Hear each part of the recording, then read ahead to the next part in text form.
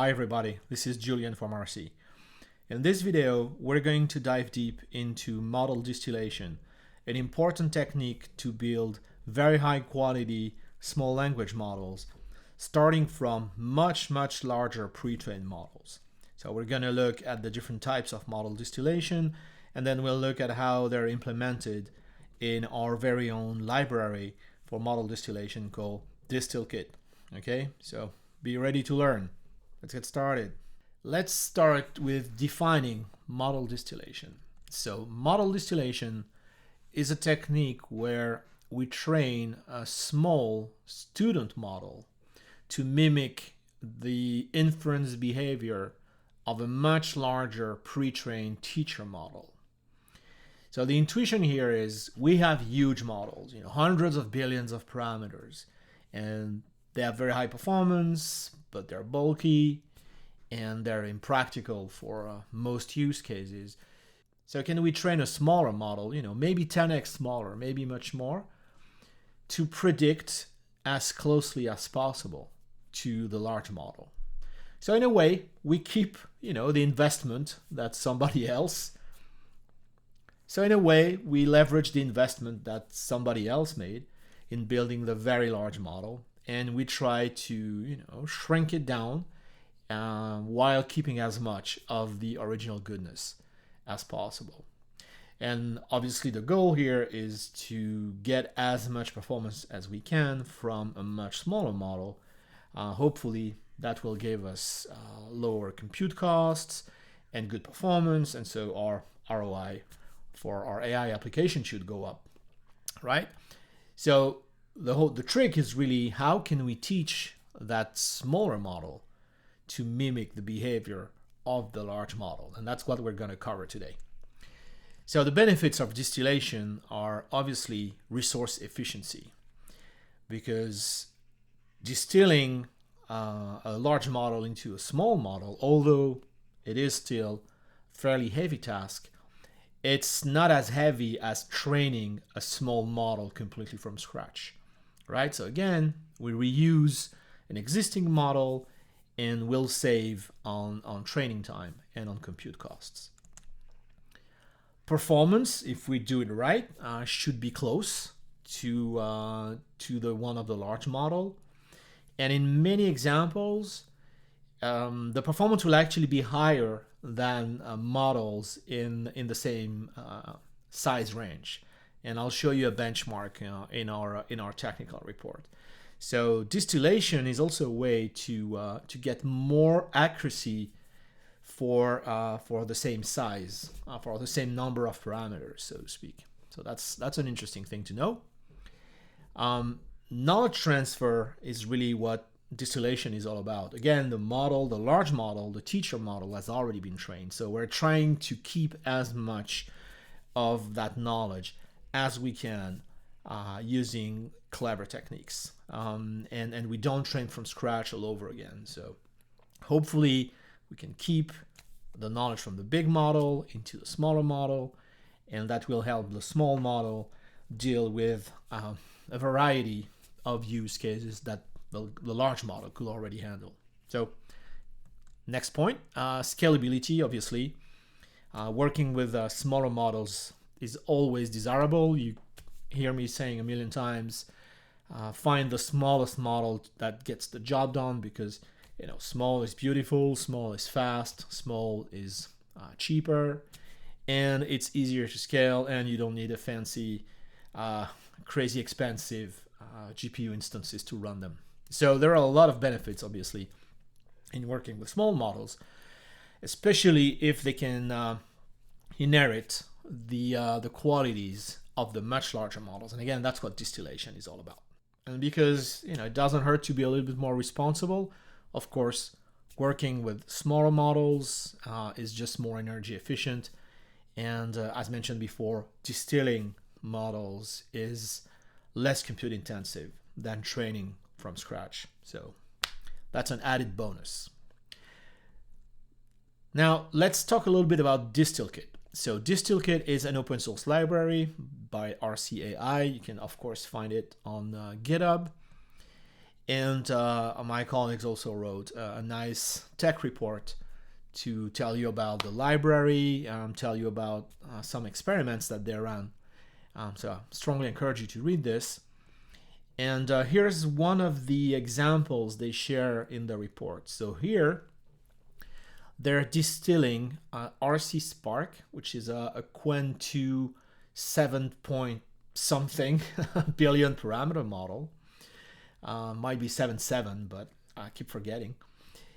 Into a Qwen 2 1.5 billion parameter model. So 5x smaller. Okay, so they run the distillation process using technical Logits distillation, which we're going to cover. And then they run the benchmarks again on, well, obviously the original model, the green bars here, the distilled model, so the purple bars, and on the original Qwen 2 1.5b instruct model released by the Qwen team, and that's the yellow bars. Okay, so immediately we can see that the distilled model strongly outperforms the original 1.5b model. You know, something I mentioned on the previous slide. Distilled models tend to outperform models in the same range. And you can see this is really significant on average, and the scores are impressive across the board. Okay, and the reason for this is because instead of training Qwen 2 1.5b from scratch, we distill it from a larger version, which was trained probably on more data, probably for longer, and obviously with more parameters. So there's just more goodness in the larger model, and we managed to keep more of it through distillation. And the other thing we can see, of course, is the comparison between the student model and the teacher model, so the purple and the green bars.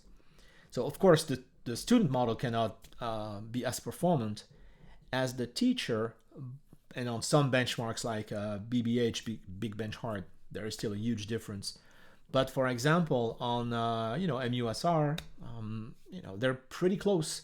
So if that was the kind of task that you're after, if your business problem looked more like that MUSR benchmark, you could really consider using that 1.5b student instead of the teacher model. And obviously you can enjoy a model that would be 5x smaller, and faster and easier to deploy and scale. So benchmarks are benchmarks. We could talk about them for days and never agree, but they still give you a reference point. And that's why it's also important to understand, how your business problem relates to those benchmarks, so that, you would be looking at the right one or the right ones, and ignore, stop obsessing over the particular benchmarks that look nothing like the problem you're trying to solve. But anyway, please read the tech report. You'll learn more about DistillKit. So DistillKit implements, at the time of recording, 2 distillation techniques. So Logits distillation and hidden states distillation. So Logits is a weird term. Maybe some of you are not familiar with it. It's a mumbo jumbo to define something that's actually quite simple. So Logits are the raw output scores of a model before the final activation function. Okay, so at the very last steps of inference, before we actually generate the probabilities by running the Logits through the activation function. Okay, so the Logits are the raw scores before they go into softmax probably. Okay, so they're just numerical values that represent the result of inference. Okay, and when we do Logits distillation, we're only, so to speak, asking the student to match the teacher's output. Okay, so we're gonna train the student to match the Logits of the teacher. So you could see this as a black box technique. We don't care how the teacher predicts. We don't care what's happening inside the teacher model. We're not interested in how layers work with one another. We're just looking at the output scores, okay? So that's what we're gonna train the student on, and we're gonna look at the details in a minute. The other technique implemented in DistillKit is called hidden states distillation, and well, the name kind of gives it away. Unlike Logits distillation, with hidden states distillation, we're going to train the student on mimicking the internal state of the teacher model. So we're going to look at how each layer in the teacher model predicts, and we're going to ask the student to do the same. So it's a layer-wise training, so to speak. Okay, so you could say, you know, white box. Okay, we do need to understand what's going on inside the teacher, and we're going to ask the student to do the same. Right? So that's a really more, that's a finer grain technique. It's also more complicated, as you will see, and we'll look at the pros and cons. Okay, so now let's look at those two techniques in more detail. And we'll start with Logits distillation. Okay, so it's very easy to understand. We have a teacher model. We start inferencing with the teacher model on a distillation data set, which begs the question, how do I pick the distillation data set? And that's a super important question. My advice would be pick a data set that, again, looks like your business problem. You want to see how the model performs on Q&A pairs that are close to yours, right? If you're interested in healthcare, don't take, cooking recipes would be my advice. Probably somebody would argue that it is a good idea, but my gut feeling tells me start with a data set that looks like your real life problem. Okay, so you predict this data set with the teacher model and you get your logits, okay? And then we're going to take those teacher logits. They become a training set, if you will, and we train the student model on mimicking those logits. As you can see on the slide, we also use the distillation data set, and you will see how we train the model on mimicking the logits, but we also inject some of the ground truth present in the distillation data set. Okay, and at the end, you get a distilled model. So you can run this in two ways. You can run offline distillation, where, as the name implies, we predict the distillation data set completely with the teacher. We store all the logits. That becomes a data set, okay? And then we train the student model on this data set. The problem with this is those logits are really bulky. I'll show you some numbers in a minute. This could be literally petabytes of storage. So might not be very practical. There's another technique called online distillation. We'll talk about that right now. And you can also do what is called top K distillation, where you only keep a subset of the logits. Okay, I'm not going to go into this today. It's a little more advanced, but that's one way to reduce the storage requirements. So online distillation, as you would guess, will run the teacher and the student model in parallel. Okay, so we predict with the teacher, we predict a batch, keep the logits, use that batch of logits to train the student, and we repeat. Okay, so storage isn't a problem anymore. Okay, because we're just feeding batches after batches to the student. We don't need to store them. However, of course, we do need a little more compute because we do need to run the teacher model and the student model in parallel. So in the previous example where we had 7 point something billion parameter and a 1.5 billion parameter, that's okay. We're looking at 2 GPUs. If the teacher is a 400 billion parameter model, okay, that's a bigger deal. and probably you wouldn't want to run online distillation again and again and again. Okay. Last but not least, the student model is usually pre-trained, so we don't really start from a blank model. You could do that, but most of the time you'll start from an existing pre-trained model and train it further to mimic the teacher output.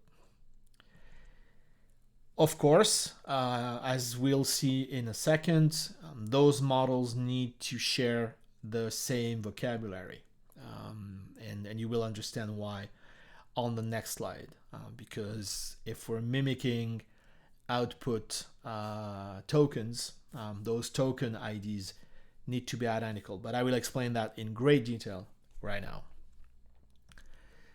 So let's double click on what those logits are. Okay, so we started from the teacher model, predicted the distillation data set, and we get the logits. Okay, so the output logits for the teacher are for batch size 1, they're a matrix, okay, where each row represents the row score for each token in the model vocabulary.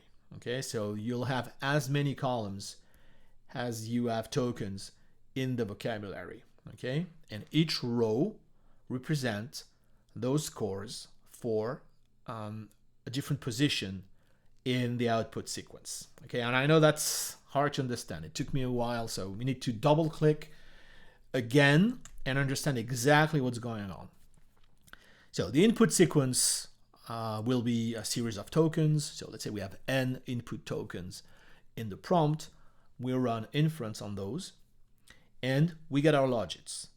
Okay, so again, as many columns as we have words in the vocabulary. Okay, so now you understand why the two models need to share the same vocabulary, because those matrices need to have the same size.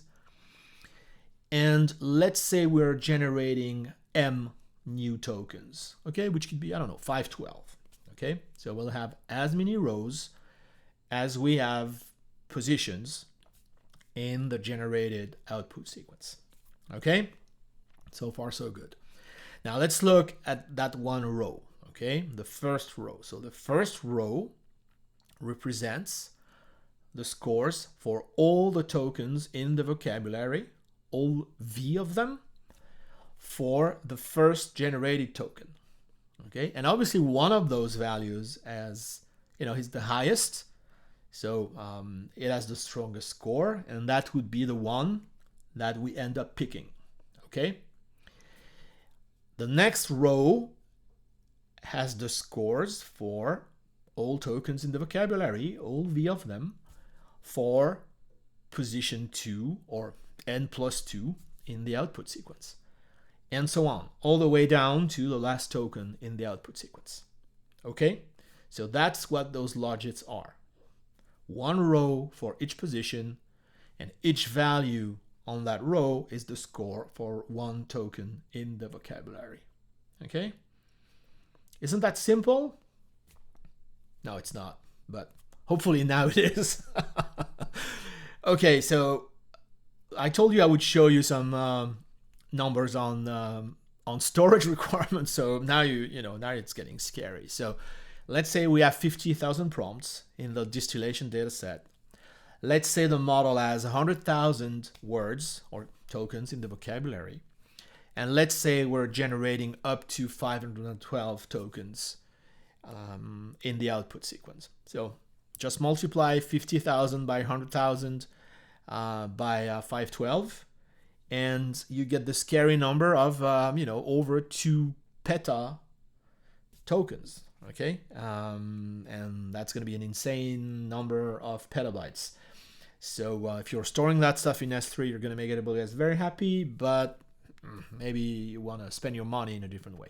Okay, and that's why, again, shrinking this by keeping only the top K most likely tokens, the top K scores, etc., is a good way to reduce this. Or, of course, you can do online distillation. Okay, but that's really what's happening. That's the data we're training on. Okay, and again, it's important to understand if we're gonna train the student on what the teacher predicts. It's important to understand exactly what we're training on, and this is what we're training on. Okay, so now let's look at how this works with DistillKit.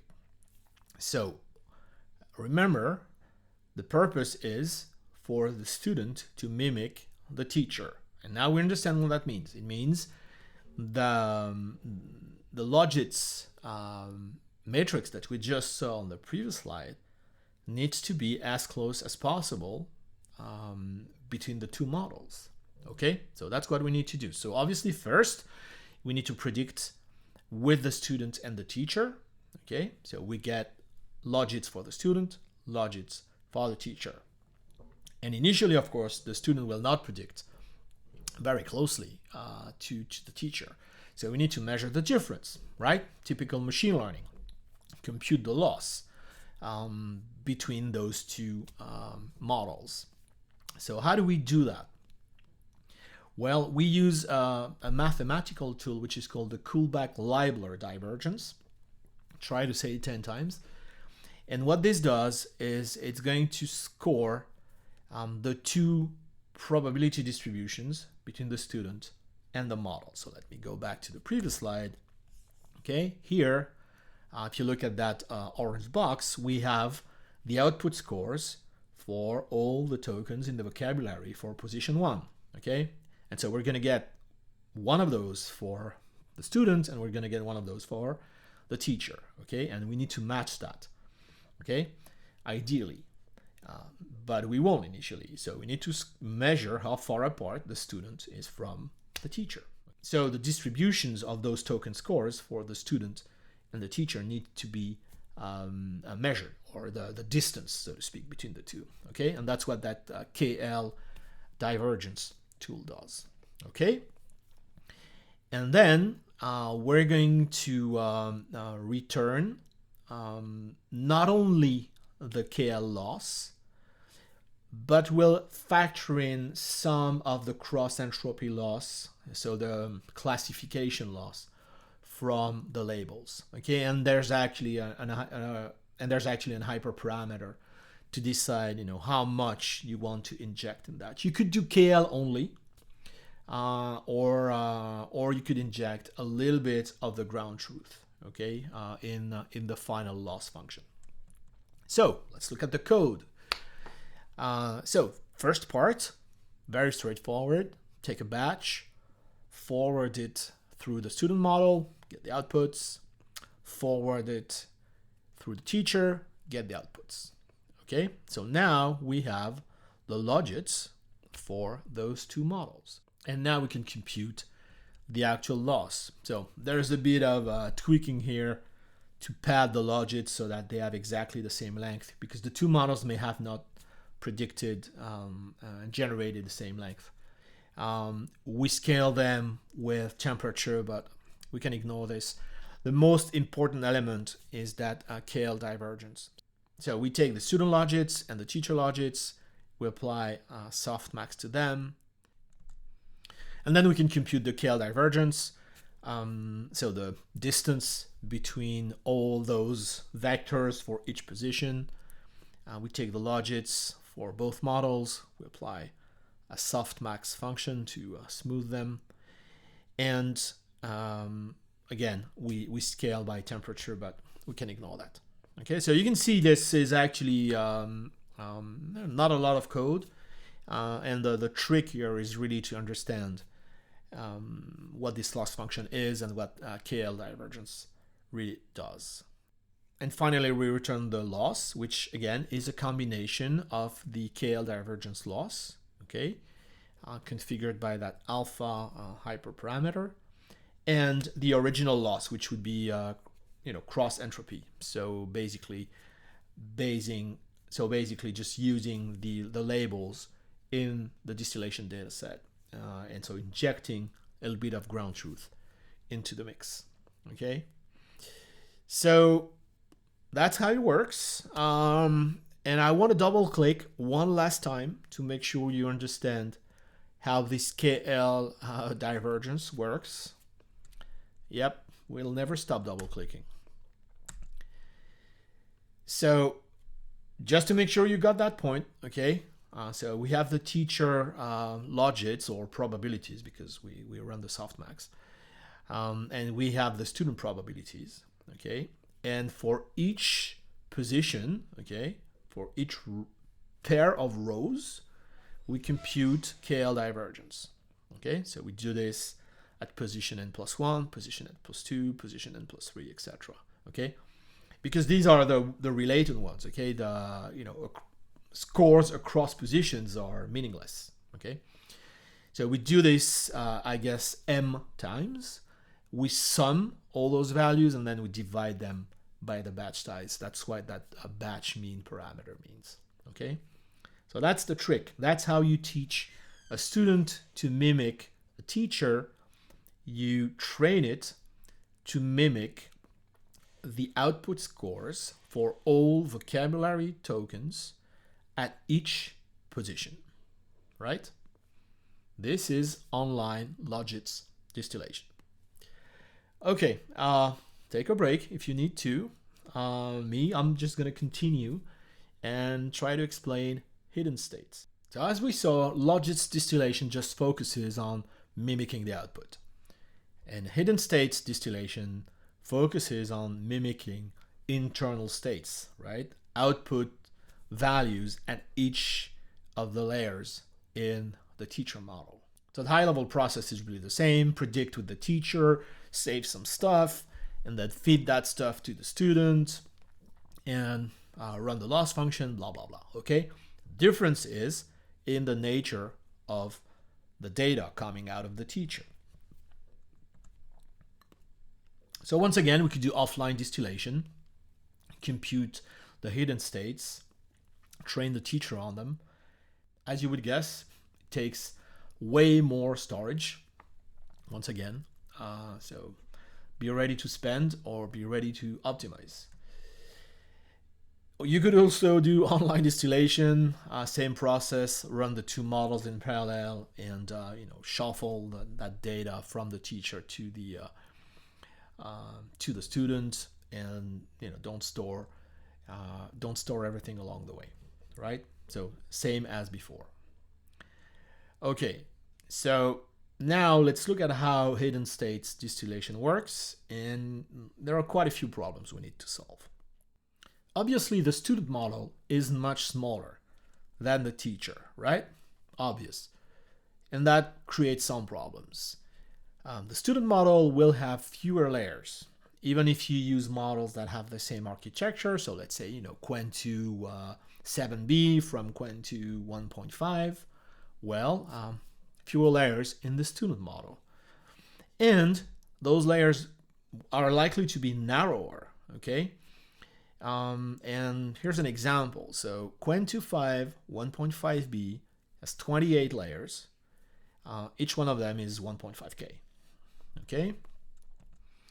Its 14 billion big brother has 48 layers and 5K parameters for each one of those. So, well, that's a problem, right? Because remember that we need to match, the data coming out from the teacher model and the data coming out from the student model. So if those have different sizes, how do you do that, right? When we worked with the Logits, it wasn't a problem. We had those two matrices at the same size. Here, not so much, okay? So we need to work on the number of layers, and we need to work on the width of layers. Okay, so first, we need to select which of the teacher layers we'll take into account for the training process. Okay, in this example, we have 48. Well, guess what? We only need 28. Okay, so there are lots of techniques. The simplest one is just to pick 1 in n. Okay, so you just cherry pick 1 in n layers in the teacher model, and until you have the appropriate number for the student. Okay, I'm sure you could be much more clever than this. Maybe we'll look at that in other videos, but for today we'll just go with that. Okay, now let's look at the width problem. Okay, again, we need the 2 dimensions in in those tensors to be in those matrices to be correct. So how do we do that? So the student is going to be narrower. So what we're going to do is, as part of the training process, we're going to add additional parameters to the student layers, so that they match the size of the teacher layers. Okay, and that's what it looks like. Okay, on the left we have the teacher model, certain size, let's say 5K, and the student only has 1.5K, so we're going to add trainable layers that extend the student layers so that now the 2 sizes match. Okay, so now if we do those 2 things, we're fine. We have the right number of layers and we have the right width for those layers. So the output of the teacher, the hidden state of the teacher, and the hidden state of the student plus the adaptation layers are going to match, from row wise and layer wise. Okay, so there's just a little more work, but we're getting there. Okay, let's see how this works in DistillKit.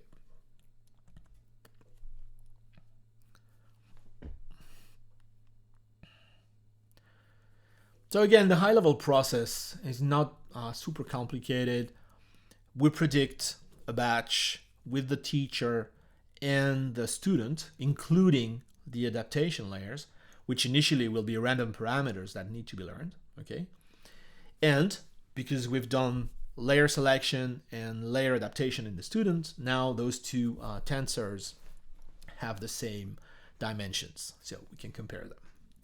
Okay, next, for each of the teacher layers that we mapped into the student, we're going to compute the loss between the hidden state of the teacher and the hidden state of the student.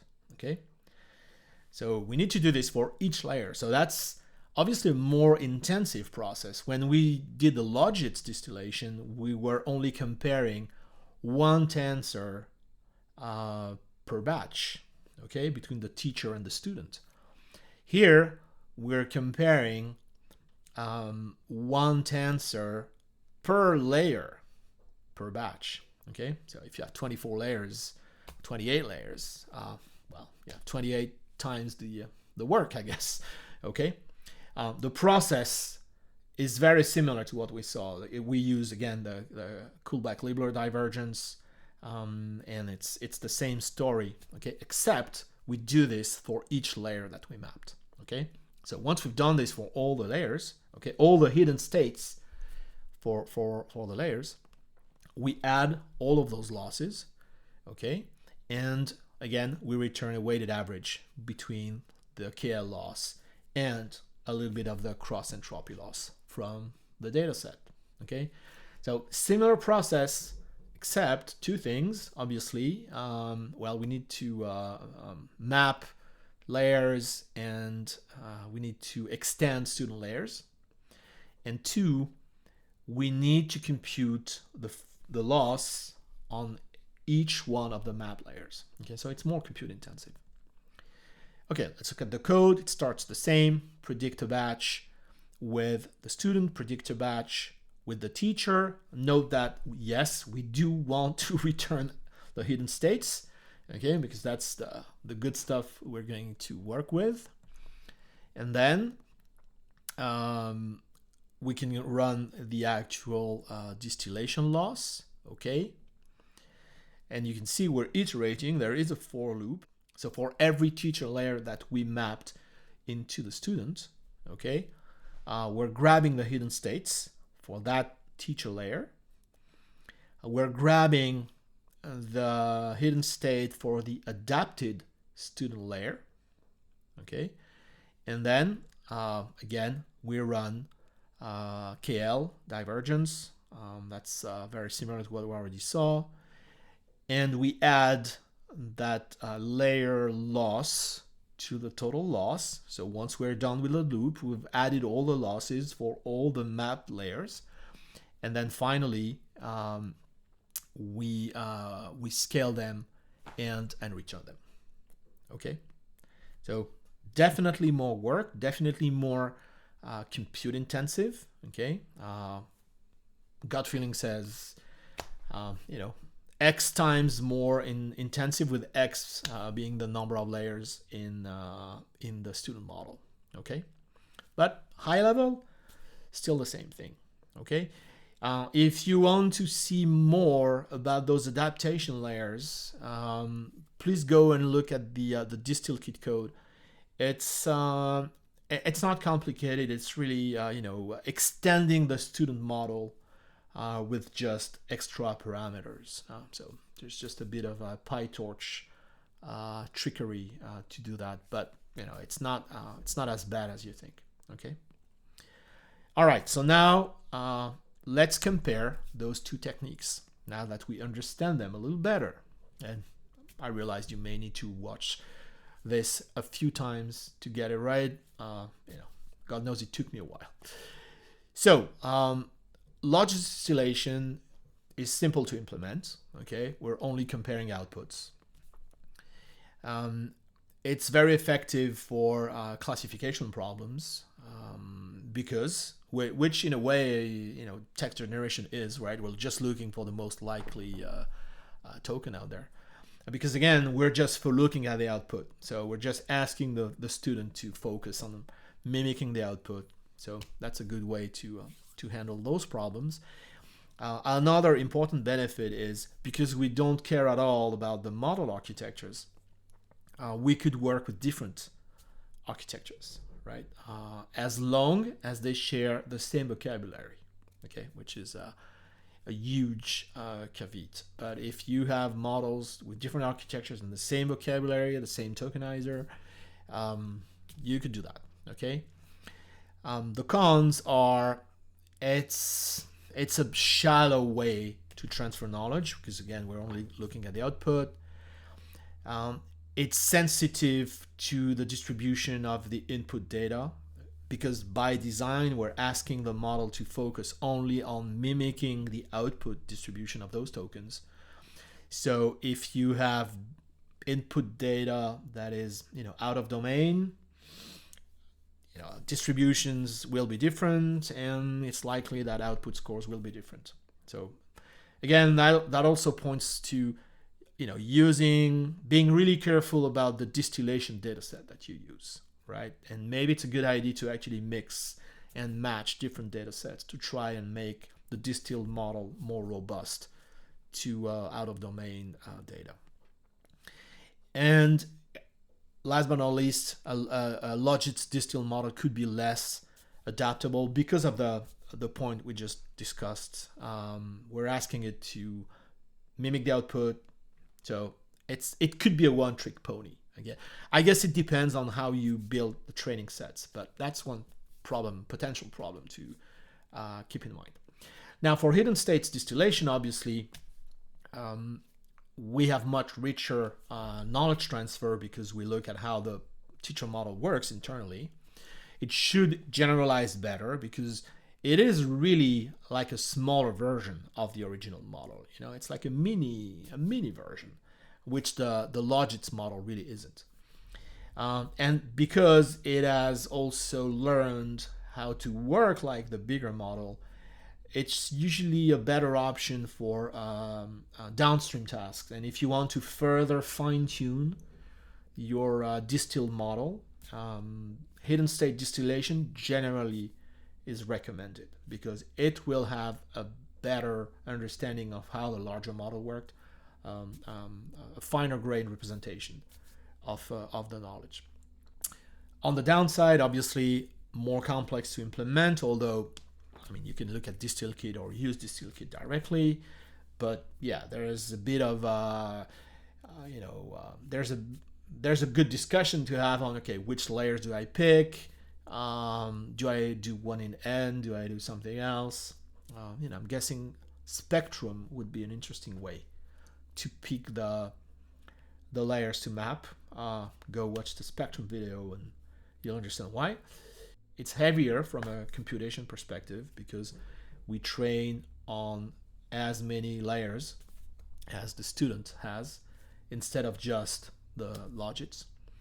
And if you train too hard, or if you have a data set that's too small, there's a strong risk of overfitting because again, you are training a lot of parameters. Okay, so hopefully now you understand Logits distillation and hidden state distillation. To close this, let me show you two of the models we built with distillation, and then we'll call it a day. So the first one I'd like to discuss is SuperNova, 70 billion model that we published a little while ago. And the end model is a Llama 3170B model. And an important step in building SuperNova was to distill Llama 31405 billion. Okay, so exactly what I was telling you before, we have this huge 405B model, which is too bulky for anyone to use really. So we distilled it. It took 5 days on 32 H100s. So definitely not a short-lived task, but certainly a shorter task than training a Llama 3170B from scratch. Okay, and then we actually merged the distill model with two additional Llamas 70B that we built in-house. One we trained on synthetic data using Spectrum. So here comes Spectrum again. And the other one was just a model aligned with GPO on our own data sets. And we merged those three models. And the end result, and I'm sure you know by now because I've been talking about SuperNova for a while, was a 70B model that not only could outperform the 405B model on some benchmarks, but it could also outperform some of the biggest closed models out there, like Claude 3.5 and GPT-4o at the time. And the overall budget for this was definitely much lower than a full pre-training and fine-tuning and alignment on a 70B model. So again, very cost-effective and, may I say, clever way to build models. And the other one I'd like to discuss is more recent. It's a SuperNova Medius. It's a 14B model. You can actually find it on Hugging Face, this one. And so this one is based on a Qwen2.5 14B architecture, and it's a merge of three models. So one, again, distilled from the Big Llama, and there's quite a story to this because obviously those are very different architectures and they have different vocabularies. And remember I said, well, the models should have the same vocabulary.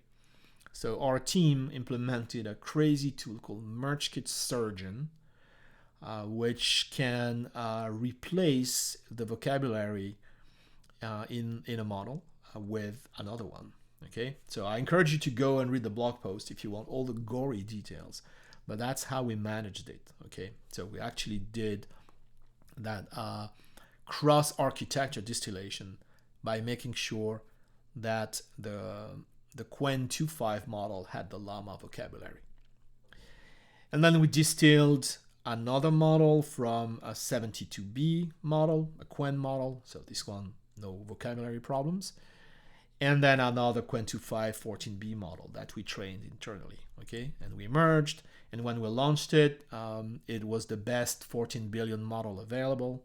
It's probably still doing very well with performance close to 70B models. And we got some really cool feedback from the community, and well, that's always a good sign. Benchmarks are nice, but community feedback whether on Twitter or Hugging Face community tabs, etc., is always welcome. All right, that's what I wanted to tell you. So this was a little bit hardcore, but you know, what a way to start 2025. Get those neurons fired up, and hopefully help you understand some of the technology and some of the magic that goes into model distillation, which I guess explains why Arcee AI is building very good models. So my friends, that's it for today. Go and relax, and I'll see you soon with more content. There's always more. Until next time, you know what you need to do. Keep rocking.